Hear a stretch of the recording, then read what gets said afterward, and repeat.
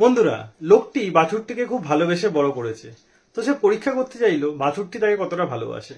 তাই সে বাছুরটির মুখে একটি কালো কাপড় বেঁধে দিল এবং সে একটি দূরে গিয়ে খড়ের গাদার ভেতর ঢুকে গেল, মানে খড়ের মধ্যে ঢুকে গেল, এবং তার বন্ধু তার সঙ্গে যে ছিল লোকটির ওপরে খড় চাপা দিয়ে দিল। তো ফাইনালি লোকটি দেখতে চাইলো সেই বাছুরটি তাকে খুঁজে বার করতে পারে কিনা। তো তারপর তার বন্ধুটি ফিরে এসে বাছুরটির মুখ থেকে কালো কাপড়টি সরিয়ে দিল। এবার বাছুরটি লোকটিকে খুঁজতে শুরু করেছে। দেখুন তো পশু এবং মানুষের কতটা ভালোবাসা এই ভিডিও থেকেই প্রমাণ পায়। তো দেখুন, বাছুরটি কিন্তু ঠিক খুঁজে খুঁজে সেই লোকটিকে খুঁজে বার করলোই করলো। মানে ভাবুন, বাছুরটি সেই মানুষটিকে কতটা ভালোবাসে।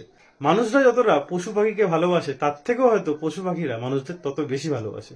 তো ভিডিওটা দেখে আমরা এটি বলতেই পারি, যদি কোনো প্রাণীকে আপনি নিঃস্বার্থভাবে ভালোবাসেন, সে তার বদলে আপনাকে অগাধ ভালোবাসা দেবে এবং আপনার কৃতজ্ঞতা কখনোই ভুলবে না। তো ভালোবাসার পরীক্ষায় প্রাণী কিন্তু জিতে গেছে। তো ভিডিওটি ভালো লাগলে অবশ্যই লাইক করে শেয়ার করে দেবেন।